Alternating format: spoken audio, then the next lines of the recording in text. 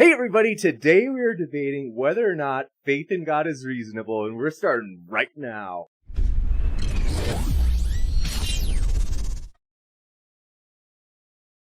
Ladies and gentlemen, thrilled to have you here, stoked to have you. This is going to be a blast. We have two gentlemen here, debaters who have debated before, who are going to clash, as I think this is the first time. I know we've done Does God Exist? This is technically a little bit nuanced, a little bit different. And I would say we've had Tom on for a lot of stuff. Man, Tom has debated like all sorts of crazy topics on here.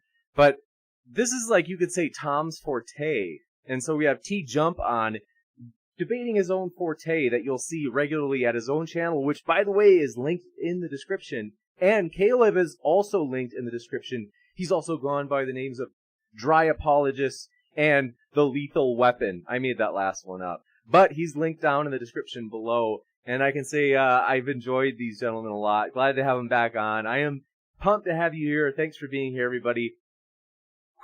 So if this is your first time here, I want to let you know, consider hitting that subscribe button, as we have regular debates on religion, politics, and science. And so if you want some reminders on when those come up, feel free to hit that sub button. And we're going to jump right into it today. So this is live, open discussion. Gentlemen, I'm not going to take long.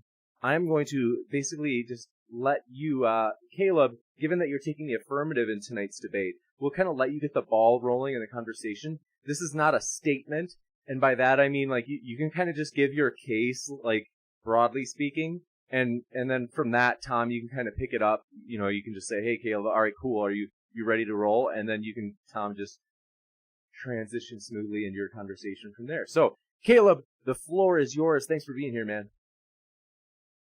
Thanks for having me. Can you hear me all right? Yes. Okay, great. I'm going to have to hold this mic up. But, okay, so my position is that faith in God is reasonable because I'm going to define faith, first of all, as trust in the most reasonable position based on the most reasonable evidence and logic that we have access to.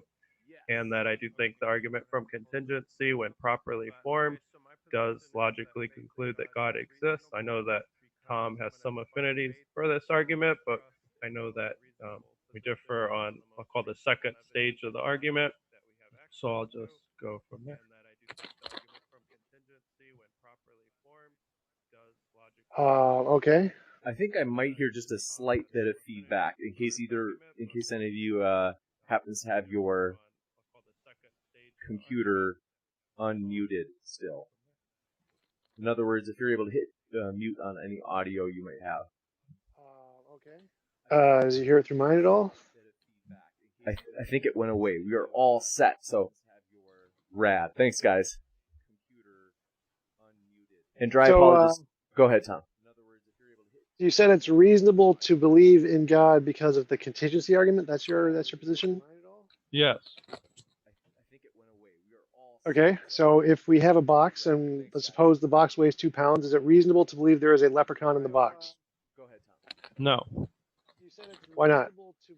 Because there could be other items in the box, but with the contingency argument, at least I'm maintaining that it logically, deductively follows that you get a necessary reality that has the attributes of God.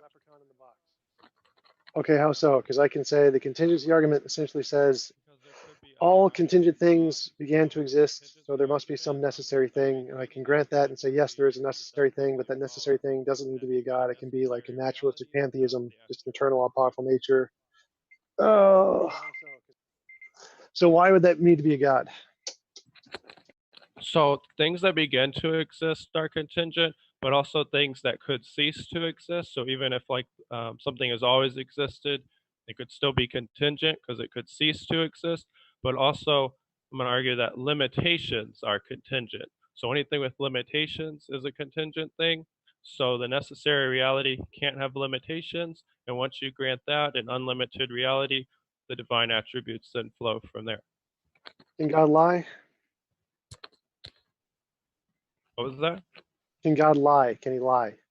No, he can't lie, but that's finding that that's an action, and I'm talking about limitations and properties.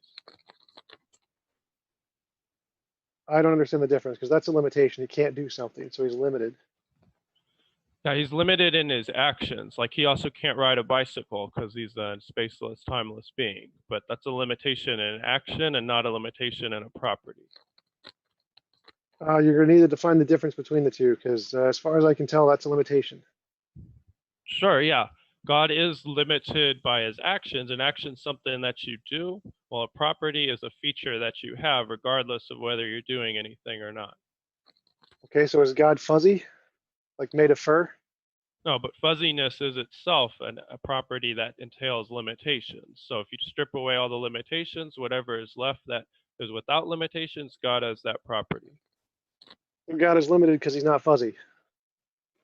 Well, fuzziness is itself an example of a limitation. Well, it doesn't matter. The fact that it is, it can still be, if he doesn't have it, he's still limited and that he doesn't have that limitation.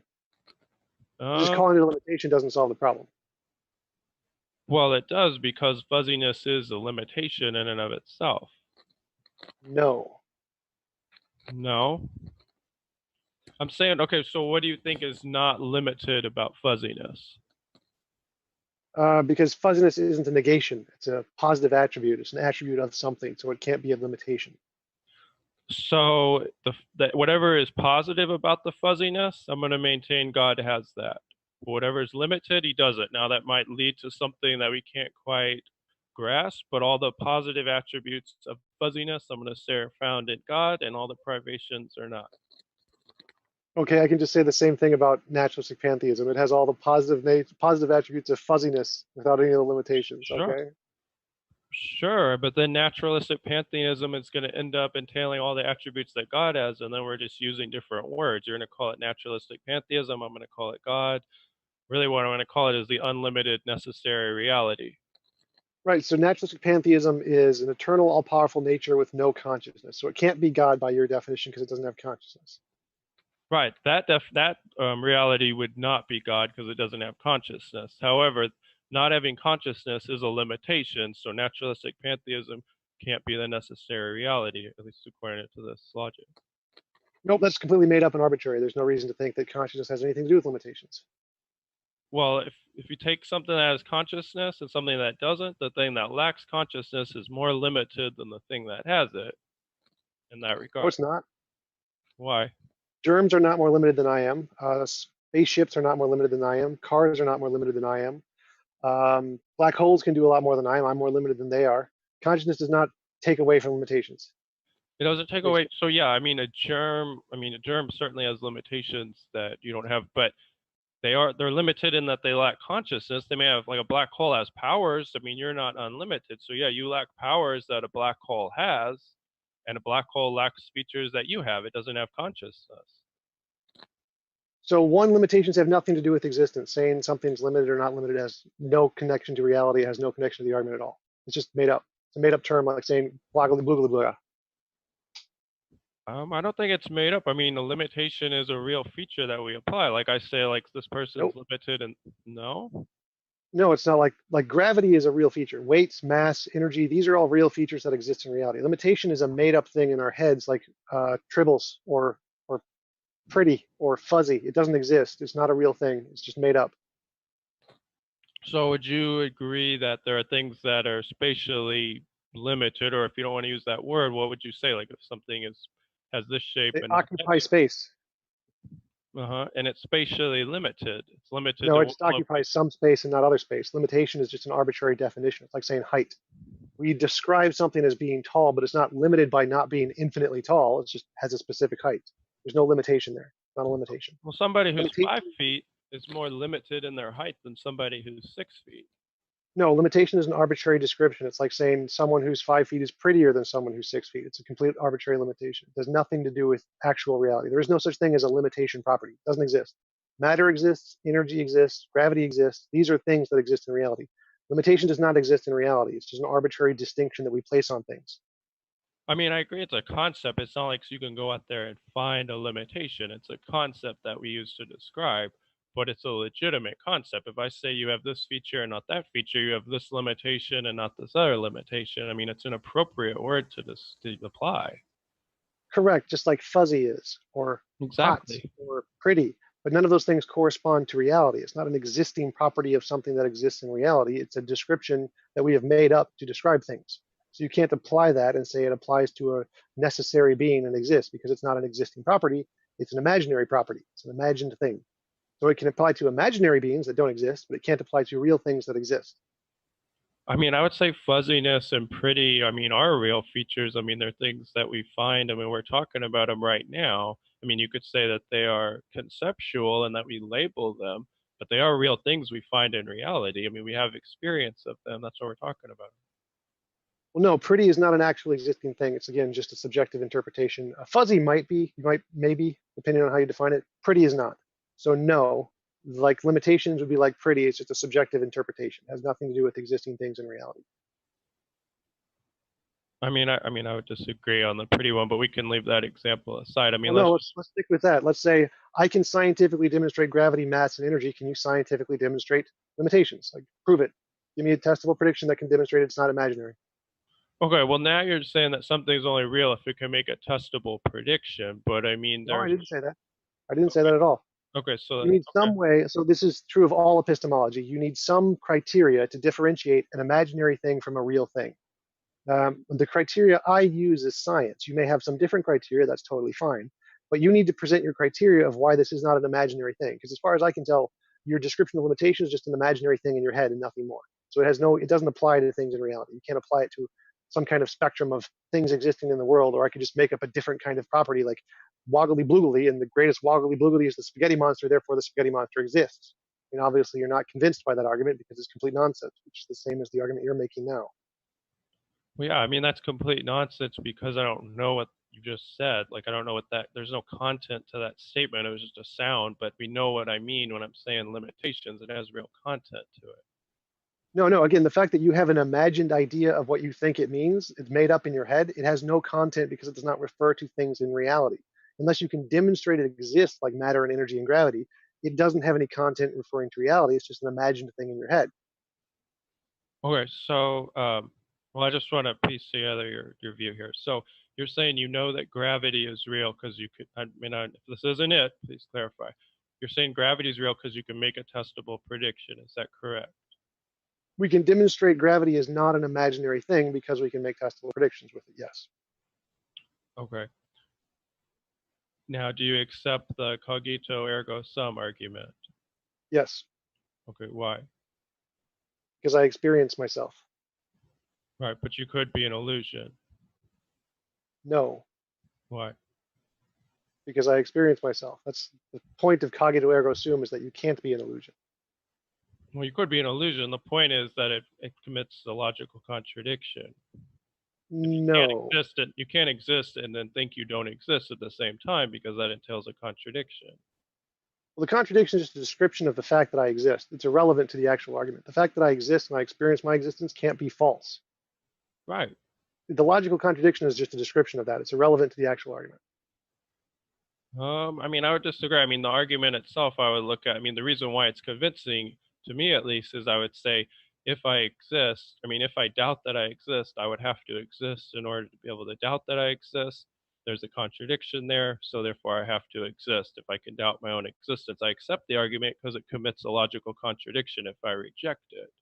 I don't think it makes No, it the logic just describes the fact that it's true, because truth is a property of sentences. The fact that it's true is actually just a property of reality. So I exist. It's just a true statement about reality.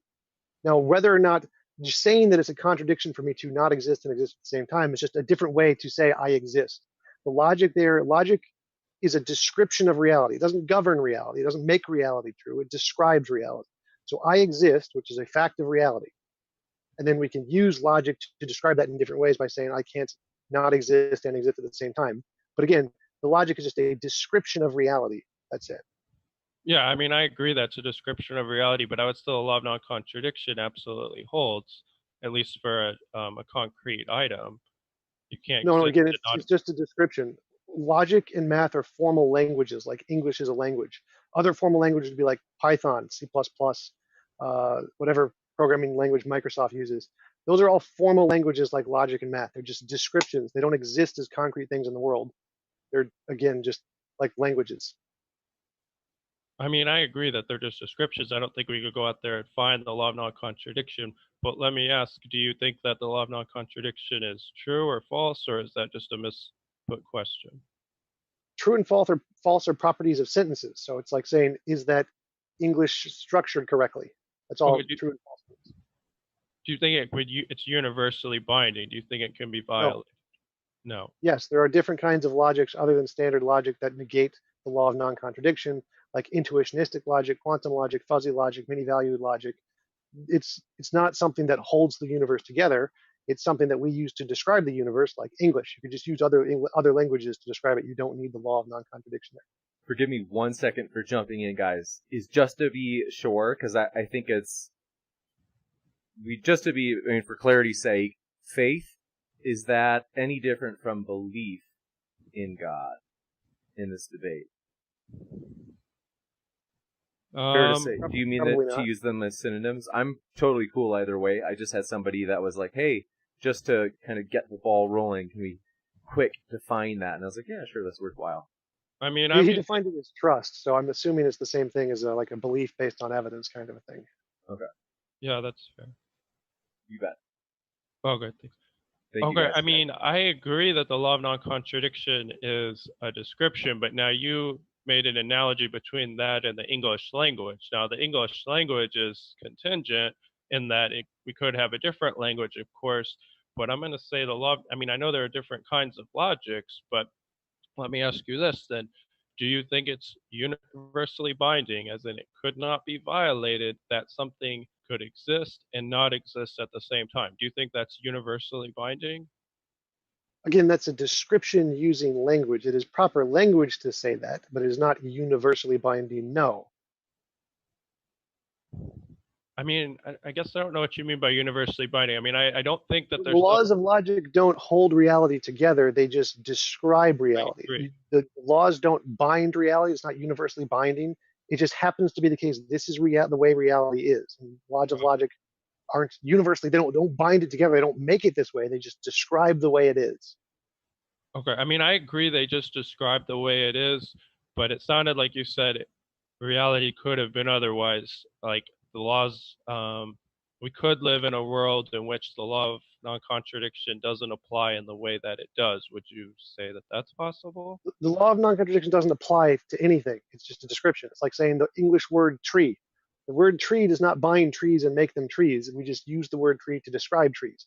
So what you're saying is that you think the law of non-contradiction governs reality, like it applies to reality, it holds reality in some way. This is not true.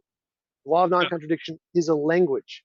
Oh, I mean, I agree. Like, I want to get off this. Like, I don't think it binds reality together. It's a description, but it's also a description that's always going to be true in every possible world in regards to whether something exists or not. It can't exist and not exist at the same time, not because the law of non-contradiction prevents it from being otherwise, but that's just the way reality has to be. Well, no, we assume that's the case. It may not be. The fact that we can't understand what it would mean to be false doesn't mean it can't be false. Okay, then we have a different foundation starting point. I I mean, mean, it's provable. You can just look at the other logics. There are other logics that reject this. You don't need that one. That is not universal.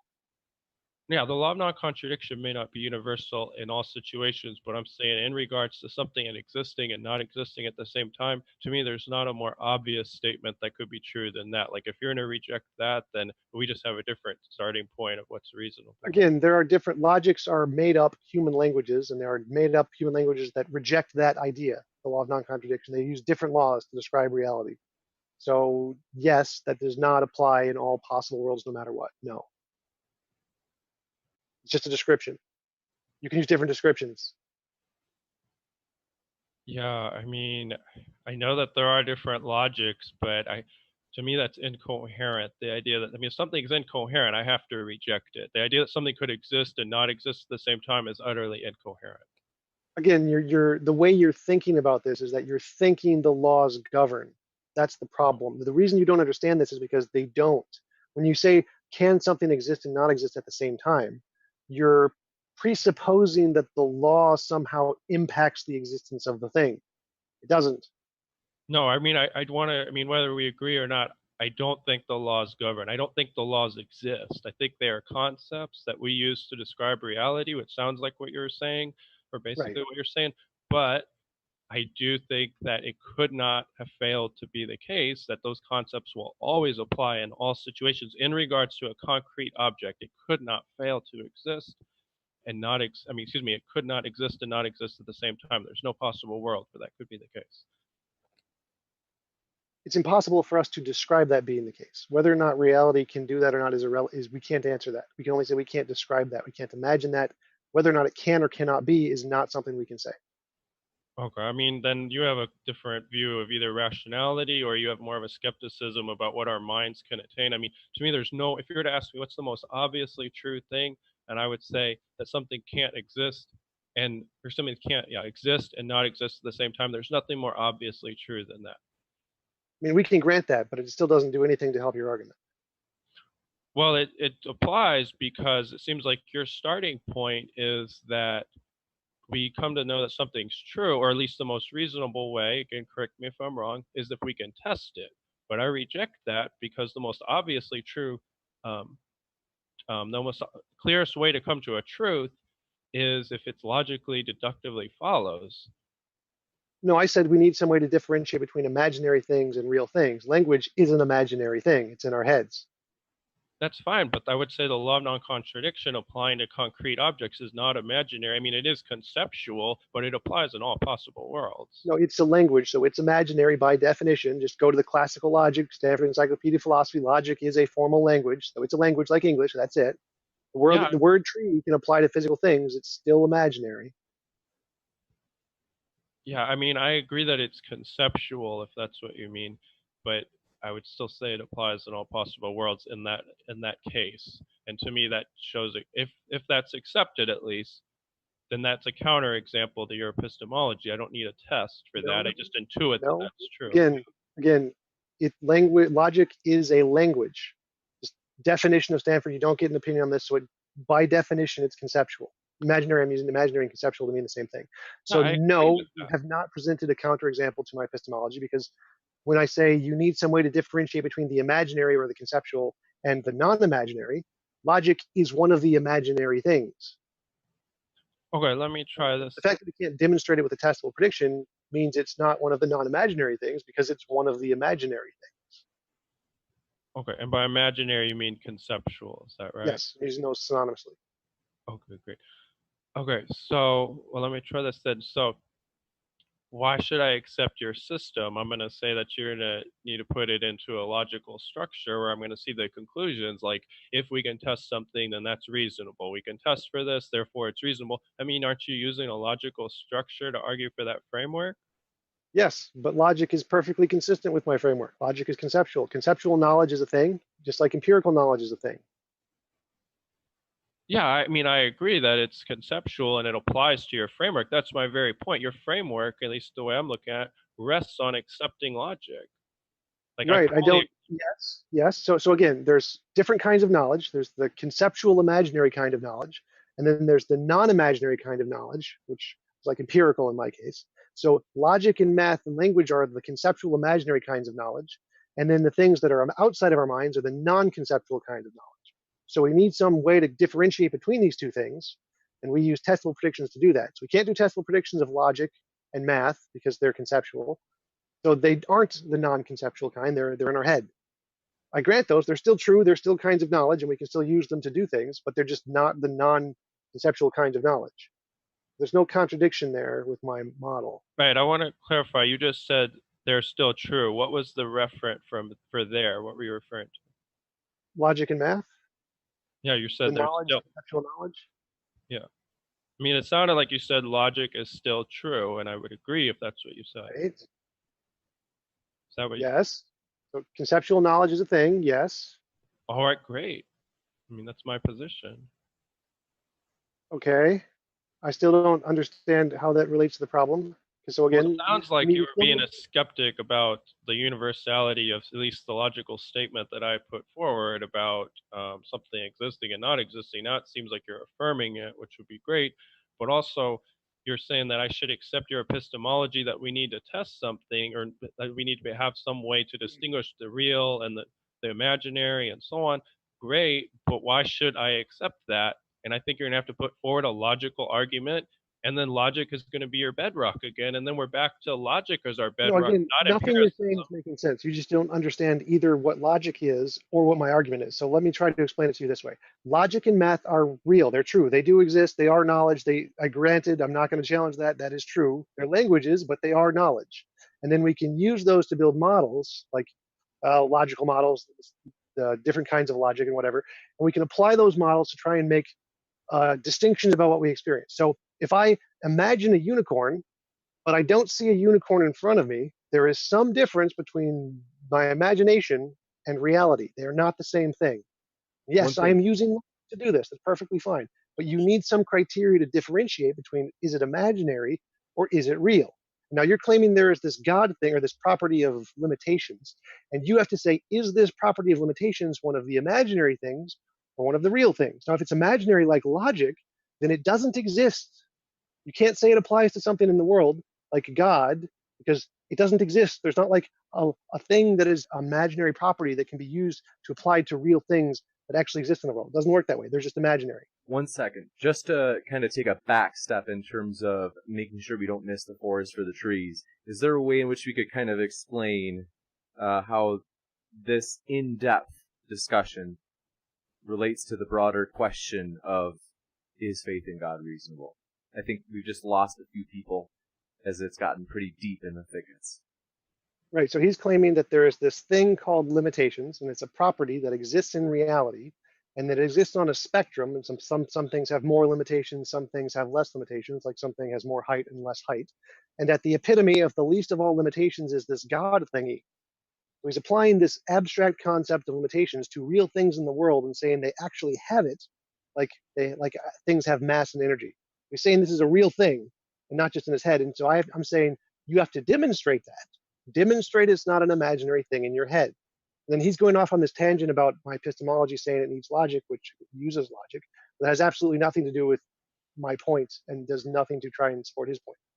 Okay, just to make sure how about this? Is there some sort of argument that this sounds new to me and I'm a little bit behind on my philosophy of religion, but is there a kind of a mainstream argument in philosophy of religion that this is almost analogous to Caleb? Just to try to help anchor the audience to like a similar idea. I think that it's a challenging argument, not to mean it's in any way not good or sound, but just it's a little bit, if you're able to kind of give the broad structure of it.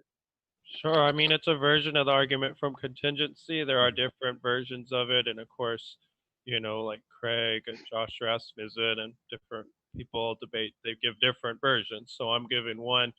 It seems like, based on previous debates and discussions, Tom accepts that there's some sort of necessary or eternal nature or thing. So we're kind of working, or at least I'm working off of that. Okay. I agree there's something necessary, a sort of ground of existence. And then I'm arguing furthermore, since this is necessary, that limitations, and by limitations, I mean any feature that we could properly assign the label of a limit to, like we do in our everyday language all the time. Limitations are contingent, meaning, and a contingent thing is something that could have been otherwise. So the necessary reality cannot have limitations. And from there, it follows the necessary reality has no limit in its power, in its knowledge, and I'm going to also argue in its charity, in its justice. And from there, that would be God, a necessary, all-powerful, all-knowing, all-charitable reality. And Thomas seems to be objecting, of course, saying limits are just imaginary. And I'm saying I agree if by that you mean conceptual. And it just seems like we have a different starting point. I mean, we have a different epistemology on how we apply our language to reality. Okay. All right, so starting from there are conceptual things that don't exist. Leprechauns do not exist, correct? Correct. As far as we know, yes. So if we grant that limitations are a conceptual thing, they could be a real thing that exists in the world, or they could be an imaginary thing like leprechauns that don't exist in the world, correct? Some conceptual things are real, some conceptual things are not real. Some conceptual things are not real. If by conceptual you mean some concrete objects are not real, yes. But are limitations real? Well, yeah, because I see limited things all around me. You have limitations, I do. No, go back, stop. there are imaginary conceptual things that exist and imaginary conceptual things that do not exist. They do not correspond to anything in reality. They're totally made up, magic, Harry Potter wizardry stuff, the Force in Star Wars. There are conceptual things that don't exist. Right. Correct? Correct. So you have presented this conceptual thing, which is limitations. Now you have to show it's one of the existing conceptual things and not one of the imaginary conceptual things like the Force. Sure. And this is how I determine that. I observe it just like gravity. Okay, how do you observe limitations? I observe that, the frames behind me are limited in their shape. They're not circles, they're No, you squares. observe a shape and you call it limited. That's not an observation of limitation. Okay, the term limitation is more generic. It's like the term shape. I mean, the term shape applies to the frames behind me. We have a word square. It's a concept. It's a language, and it properly applies to the frames behind me. All right, let me phrase it to you this way. Let's say we have a ruler that's 1 foot long. Now, is it limited because it's not 0 feet long, or is it limited because it's not infinitely feet long? Depending on how you define limit, it could be limited in the positive way or the negative way. So every limit has its opposing limit. So you can define limitations in the exact opposite way you're defining them. So I could say the most limited thing is the being that has the most power. That's the most limitation. The least limitation is the one that has the least power. So your arbitrary definition of limit to fit your idea of a God is totally made up, has no basis in reality. I can just invert the definition. So now we have two contradicting definitions, and we have to show which one is right, which one corresponds to reality, which one doesn't. Okay. You're with me so far? Yeah, I mean, then we need to do an appropriate application of the term.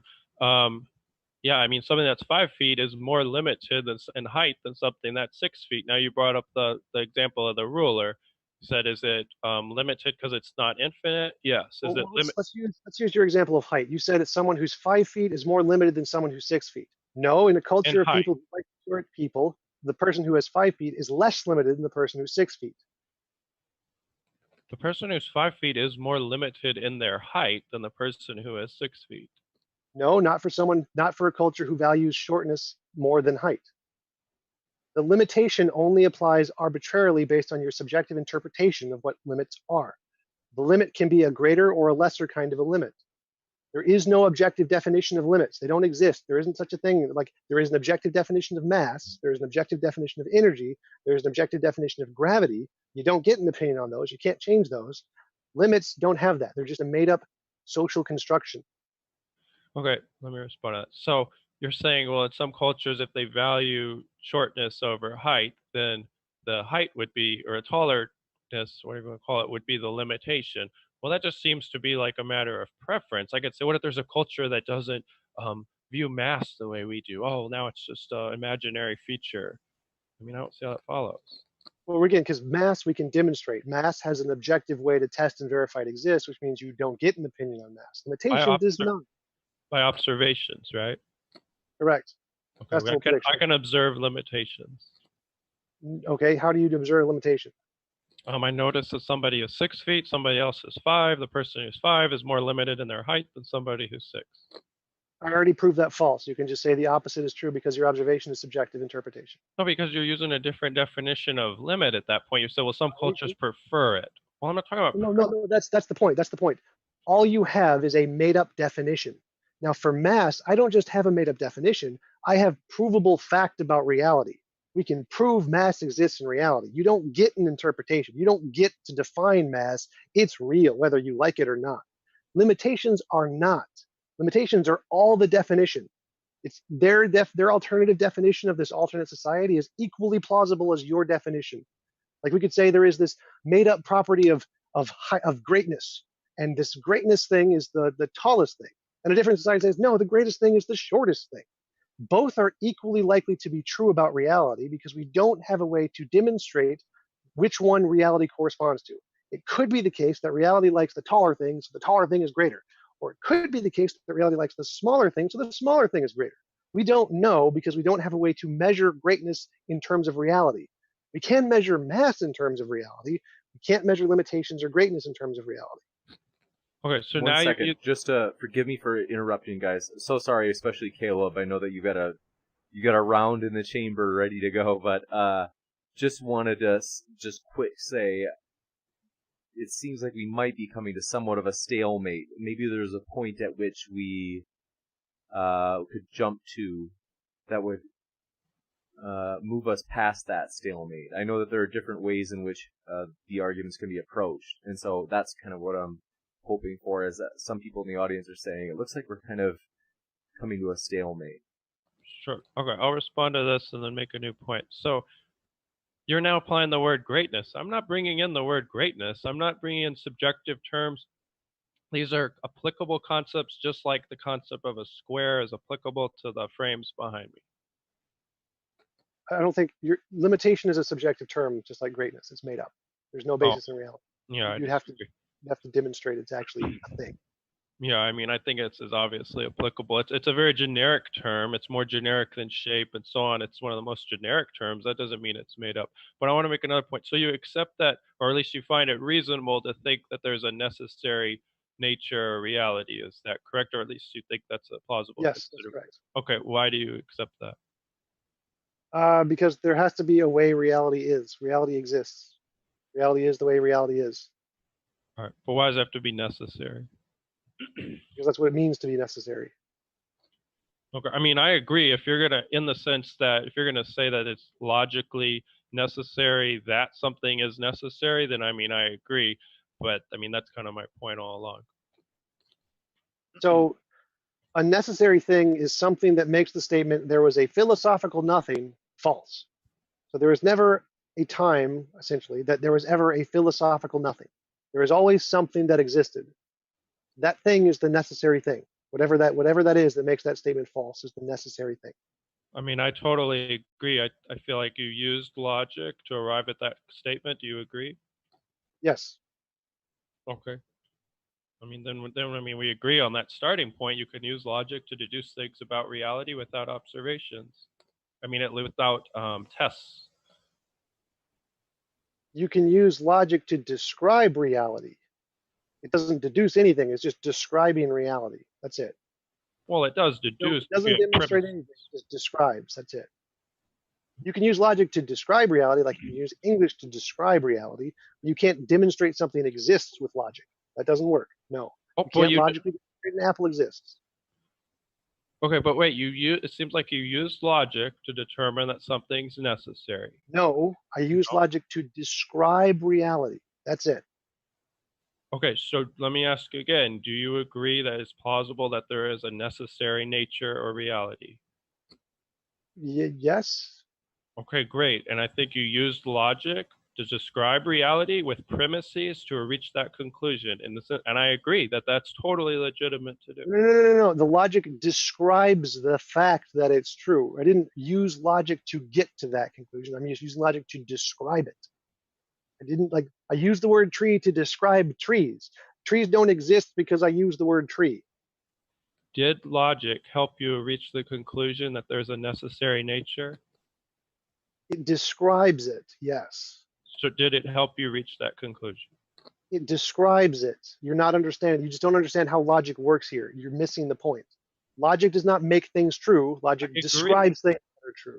I agree it doesn't make things true, but it helps us arrive at conclusions, like cogito ergo sum. That helps me. Yes. That helps me have a foundation for the conclusion that I must exist. Your argument. Do you know the difference between epistemology and ontology? What was that?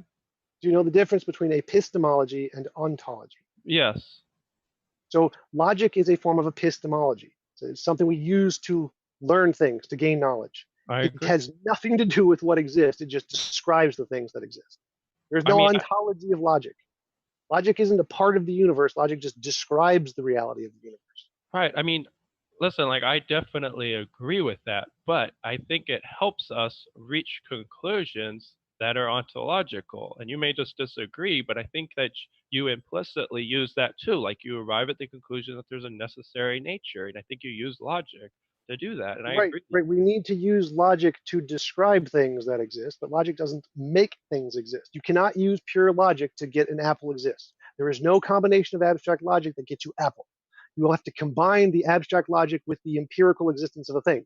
So, like, for example, if no reality existed, then logic, you could not get to a necessary thing.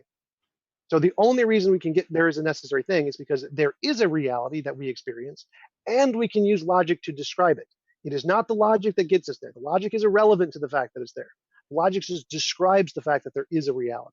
So the reality precedes the logic, and we use the logic to describe the reality. Like if I said, I saw a dog, that's reasonable to believe because we have the logic of, or the conceptual evidence of my testimony that I saw, in addition to the empirical evidence of the dog. So if we use logic to describe reality, the reality has to exist and we have to experience it for there to be able to describe that there's a necessary thing. The necessary thing has nothing to do with the logic. The logic is just a description. There is no connection there at all. The ontology is true independent of the logic. I mean, I agree with everything you said except that last part, but anyhow, I agree that logic doesn't make things the case. But let me just make this one point. There are people who think there is no necessary nature. So how would you convince those people? You'd have to use a logical argument. I don't care about them. The fact that I would convince them or not is irrelevant to anything. Okay. So again, the logic is irrelevant to the ontology. You don't need it. It's irrelevant. For example, it isn't the case that there must necessarily be a necessary thing. It could be the case that there was a philosophical nothing. If there was a philosophical nothing, then logic wouldn't describe it anymore. You couldn't describe it. It would be a nothing.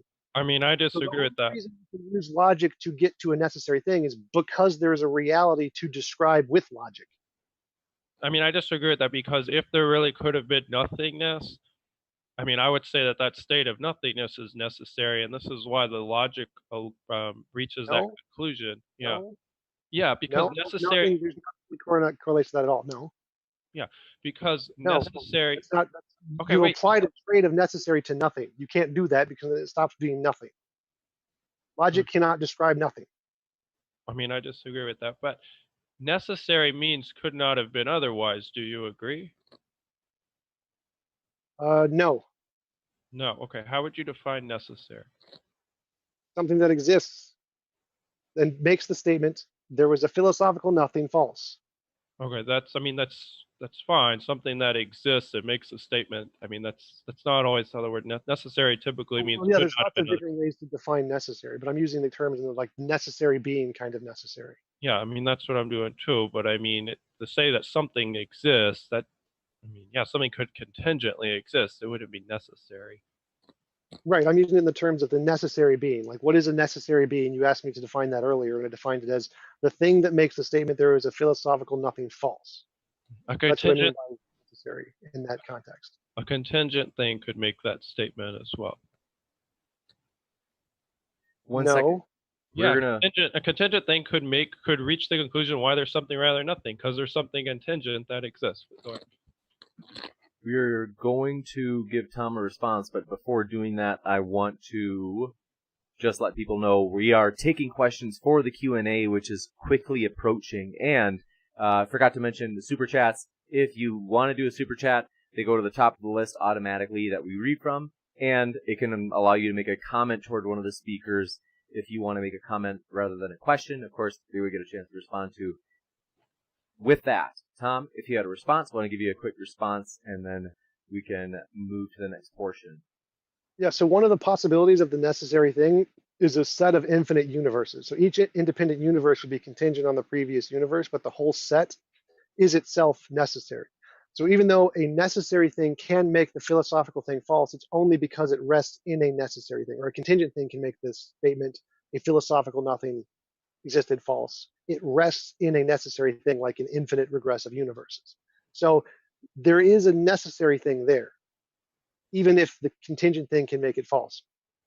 That necessary thing is the set of infinite universes. Gotcha. Next up, any closing, you could say, cases, or in particular, if either of you want to give a position on the Christian God in particular. I know that I don't want to jump, I know that I'm throwing something at you you didn't expect, but because it is an interesting and Caleb's position in particular, is this something you guys want to kind of poke at for a few minutes before we go into the Q&A? I mean, sure. Sounds enthusiastic. Sorry. I love you, dry apologist. You are the man. I'm stoked you guys are here. Seriously. Easy, even keeled. You guys are both even keeled. I like that you guys. Caleb, do you have a lot of debate experience? Because you are actually, you never get like triggered. You never get like antsy or like irritated during your debates. Usually that correlates with a lot of debate experience. Yeah, I do have some experience, and it's just my personality. But I think it's important that people don't get triggered. So Yeah, you got it. So the Christian God in particular, and this is always something that we could do like a kind of reuniting matchup in which if you introduce the argument now just for a few minutes and kind of hear Tom's thoughts, maybe like one of your main arguments for Christian theism in particular. And like I said, I don't expect this to go long, but just to kind of introduce the idea and kind of see what's out there, and then we can go into the Q&A pretty quick here. okay, sure. So I'll just give a couple of quick arguments. I know these both you would need a whole debate, but I'm just going to throw them out. So one argument is, Old Testament prophecies. I know a lot of them that get thrown out are have some problems, but I think the typology within the Old Testament, like events that happened in the Old Testament, mirror the life of Jesus in a way that couldn't have been orchestrated. I would need time to unpack that, but that's one argument. And then another argument is Jesus's moral character. Somebody who exudes the kind of authority that Jesus had is either God or they're not a moral character, or a moral person. This isn't the Lord, liar, lunatic argument per se, but it's similar to that. So either you have to say Jesus was immoral, or you have to say that he didn't exude the type of character that he had. So it reaches a dichotomy. Again, I need more time to debate those, but those are two arguments that I like. Tom, initial thoughts on these arguments. Are you going to become a Christian right now? No, the Old Testament prophecies are completely ambiguous. You can interpret them to mean whatever you want, as described by most historians. They're just meaningless. I mean, if they were actual predictions, that would be great evidence, but they're just arbitrary and mean nothing, essentially. And the liar, lunatic, or Lord is just a false trichotomy because legend is a possibility. Most of what Jesus said could have just been false or made up, constructed, reimagined, any combination of those. So, I mean, the fact that he could have been like thought he was Lord is totally possible. So he wasn't lying because he wasn't deliberately being false. He was just could have been deluded, or it could have been made up.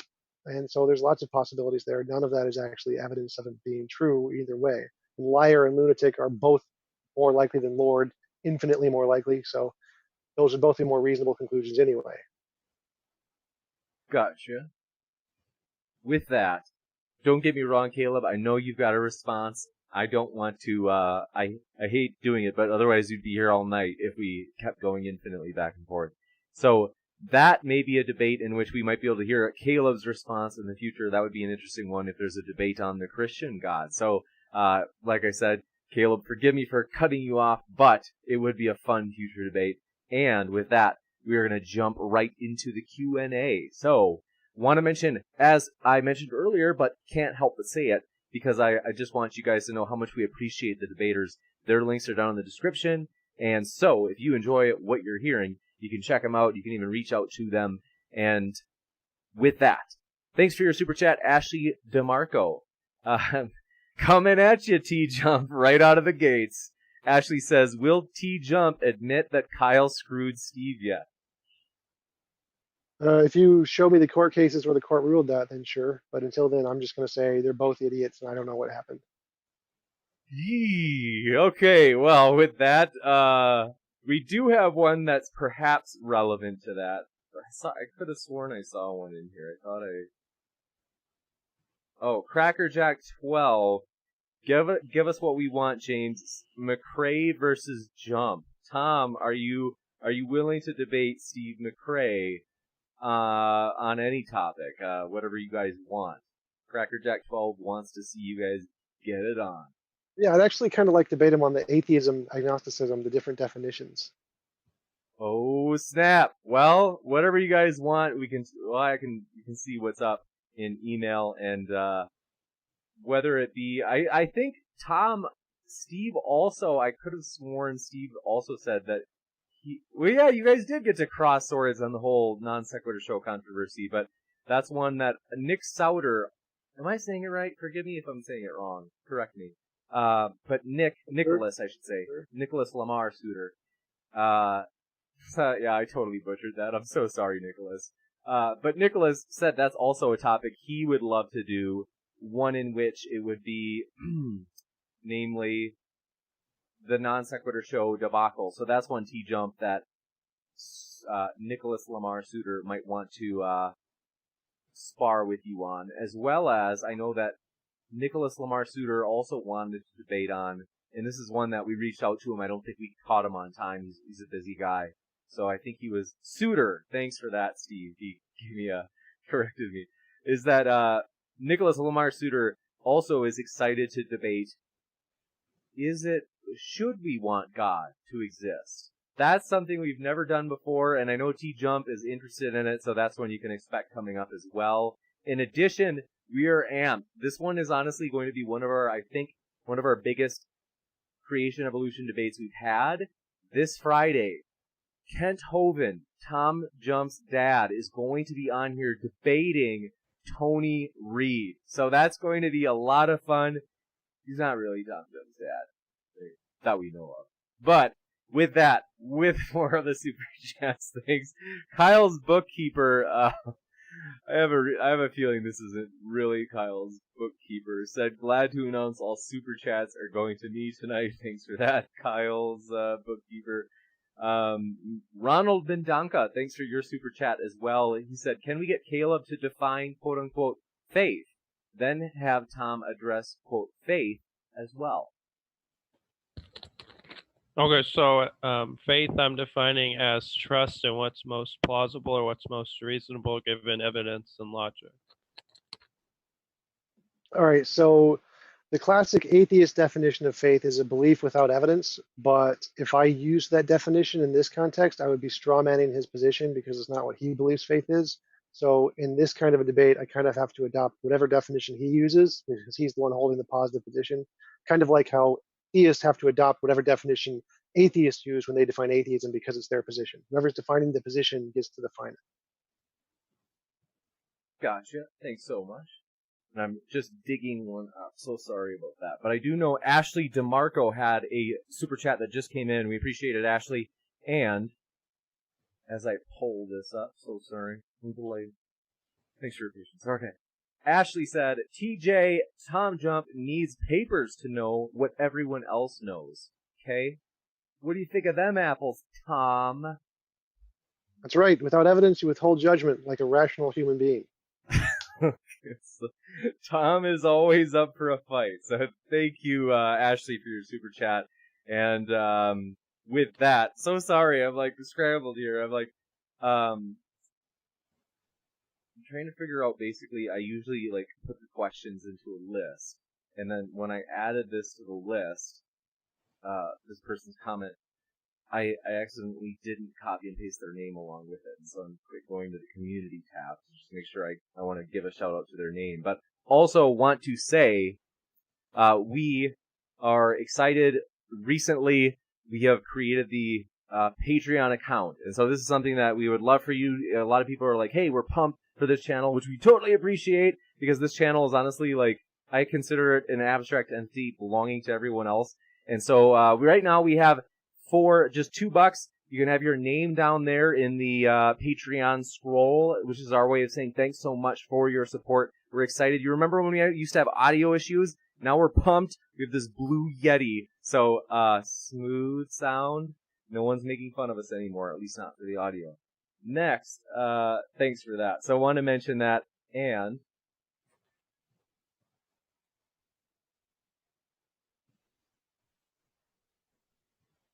one second.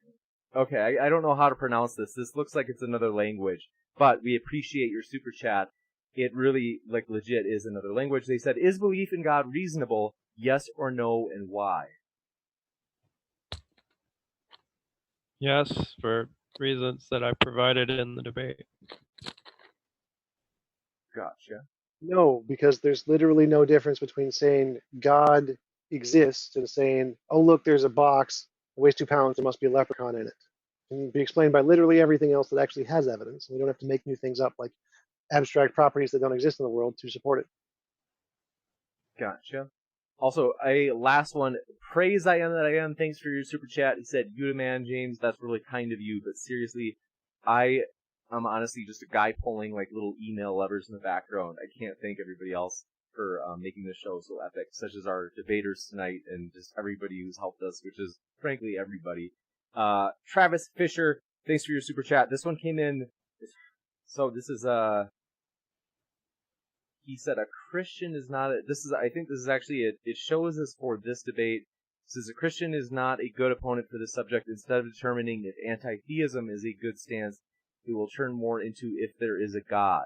I think what happened is that super chat like got pushed into this live stream somehow from the last one, because Nicholas Lamar Suter just came on and debated anti-theism, which is an epic debate, but that's where that super chat I think came from.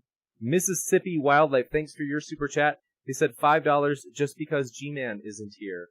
Oh, come on. G-Man, I feel bad. The last time G-Man was on was the first time, and I love I thought we had a good relationship. I think we still do, but it just needs a little bit of healing, a little love right now. Basically, G-Man, like, Jake was trolling him. Jake from Hugo and Jake was totally purposely getting G-Man mad with these, like, little, like, he was very subtle, but he was trolling G-Man. G-Man took the bait. I love you, G-Man, but man, I just wish I couldn't help it. I laughed because he was, like, screaming. But he's got passion. There's nothing wrong with that. So we love you, G-Man. We hope you're doing all right. And then the name of the person who I said that there's YouTube profiles in another language, that's Amir. Thanks so much, Amir, for your super chat, and thanks for letting me know that. I appreciate it. And one more came in. Jamie Russell, thanks for your super chat for $10. He said, how did the writer of Genesis manage to show a biological decay curve in the diminishing ages of the patriarchs? This is for Tom. So I think that they're referring to, like, after the flood. I've seen Standing for Truth present this. After the flood, the ages of the patriarchs, if you look at them, like, they kind of curve down, like, subtly all of a sudden after the flood. And Standing for Truth has argued that this is an evidence for young Earth creation, in that, like, how else would the Genesis writers have known that there would be a genetic bottleneck causing reduced lifespans following the flood when there's only 8 people still alive? I think that's the argument. So I'm just trying to give it context. So Jamie Russell, thanks for that. Does that make sense? I can't tell if you look. Yeah. Okay. That's, most of those people never existed. Moses never existed. So when they say that there is a declining curve, it's just because those were the sacred numbers that they picked. It's kind of like how Hinduism guessed the age of the earth was 4.5 billion years old, and they were really close to that. But it was purely based on luck, because that's how their number system worked. Most of those people didn't exist at all, much less have 900 and 700 year lifespans. You bet. And just making sure I got every question. Thanks so much. We'll jump into. Oh, Ashley DeMarco, another jab in the eye of TJump. She says, need to see papers about me not being rational. So, Thomas, a response? I have no idea who you are. It's a pretty simple argument. Like, I don't know what happened, therefore I'm not going to make a judgment. That's my position. It's really, really simple. Gotcha. People. Oh, Thomas. People love needling you tonight. It's just that, you're a lovable guy. So, next up, questions from Karag Nightwolf. Thanks for your question. They said, for Caleb, does God obey the laws of logic and the laws of physics? He obeys the laws of logic, not because there are things out there that are constraining reality or confining him, but because that's a description of how reality has to be. God has to fit within those laws as well. The laws of physics, God is the creator of. They're contingent. He's not subject to them. And so yeah, he doesn't have to obey the laws of physics. Gotcha. Thanks so much, Caleb. Pine Creek, thanks for your question. We haven't seen. I was just thinking earlier today. I was like, man, we haven't seen Pine Creek for a while. Did I offend him? Is he triggered? Pine Creek, are you still out there? I'm looking for you in the live chat. He is. He is. Okay, I see you, Pine Creek. Okay, He just doesn't well, want for a debate sometime. I love Pine Creek. Doug is honestly, he's been good to me. He's never been disrespectful. We've crossed swords a couple of times, and I've enjoyed Doug's company. So we fervently disagree on some things, but hey, true tolerance requires that you disagree. Enough of this. The one thing, if I could show my bias, it's like that whole like, oh no, everybody's right, everybody's got their own truth. Just I don't play that game, Caleb. So next up, sorry about that. Pine Creek, thanks for your question, which is for Caleb. He says, 1, is it reasonable to believe foolish things? If no, is the gospel foolish? And then he says, he quotes 1 Corinthians 1:18, which in ESV is, for the word of the cross is folly to those who are perishing, but to us who are being saved, it is the power of God. So it depends upon how you define the word foolish. So if by foolish you mean irrational, no, it's not reasonable to believe irrational things. We should reject it. I take the sense that Paul means in 1 Corinthians by foolish, meaning it's foolish to the world. It's not glamorous. It doesn't appeal. So to them, it seems silly. It takes time to unpack and understand, and that can be reasonable. So it depends upon what sense you mean the word foolish. Gotcha. Next up, Pants Al Jones, thanks for your question. They asked for TJump. When you say you think it's possible for something to exist and not exist at the same time, you invalidate everything you say. Why not just be honest? No, it's intuitionistic logic where you can have it on a spectrum where it partially exists and partially does not exist, kind of like Schrodinger's cat in physics. So there isn't a straight dichotomy of does or does not exist, and like there is in standard logic, because there's problems with standard logic. So they came up with other kinds of logic, like intuitionistic logic, where it's on a scale and it can partially exist and partially not exist because of things like quantum logic and Schrodinger's cat. So it's not as simple as that, and it doesn't invalidate anything I said. Gotcha. Thanks so much. Shad Spark, thanks for your question. For Tom Jump, can you demonstrate that logic is true without first assuming that logic is true? Truth is a property of sentences. So it's like saying, can I demonstrate English is in proper form, proper grammatical form without assuming English? Well, of course not, because that's what it means. True is not a property of reality. True is a property of sentences. Gotcha. Let's see here. Sock Account, thanks for your question. This is for both debaters.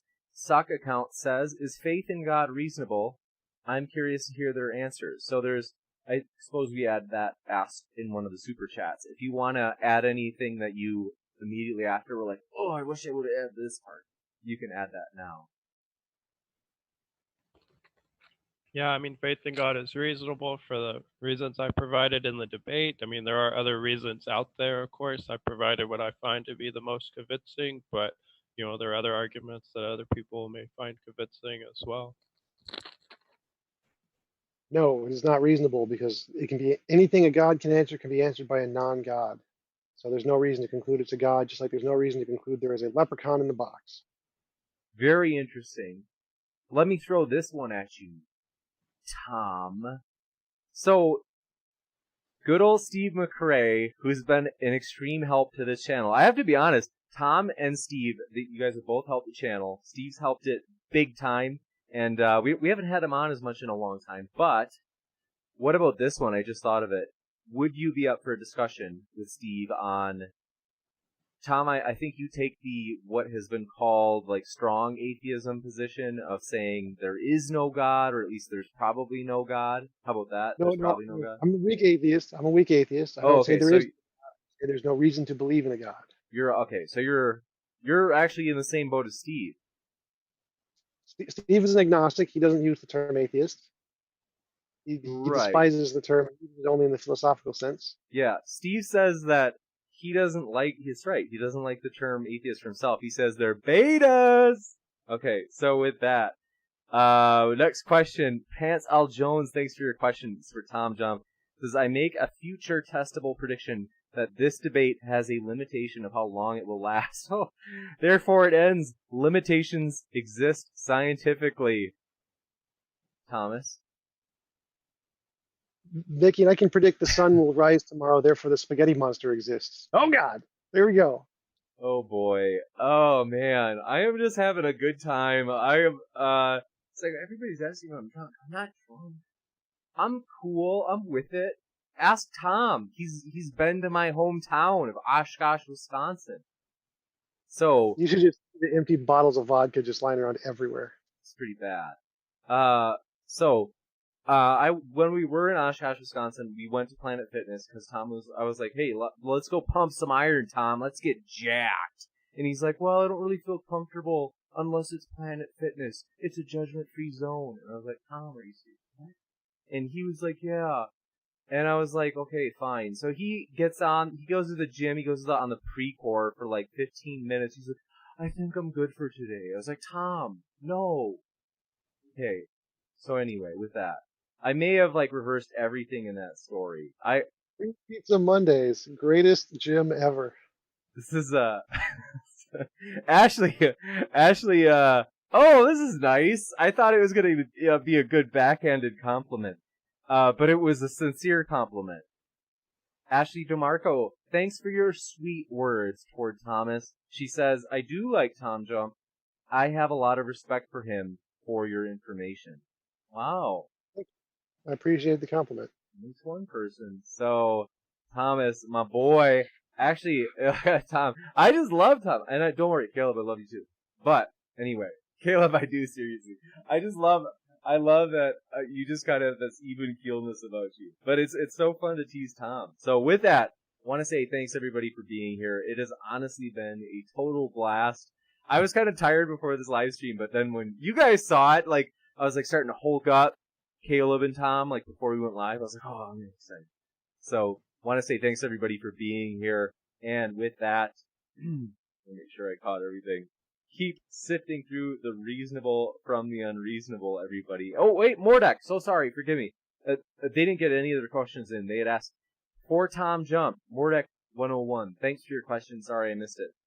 They said, it seems like your position leads to modal collapse, which is widely seen as extremely implausible if you define necessary in a way indistinguishable from contingency. So modal collapse is usually an argument used against the ontological argument that says that if God is necessary, then the way everything about reality, every proposition is necessary. But that doesn't apply to my position because I really don't care whether or not reality is necessary or random. Like, for example, there could be reality could just be random, like randomly generated. That'd be fine for me. Like my worldview doesn't make a difference one way or the other. So I don't see how my worldview would lead to modal collapse. I mean, it could if I was just making like a hypothetical argument to do that. But my specific worldview makes no statements whatsoever about the way reality is in that way, in that sense.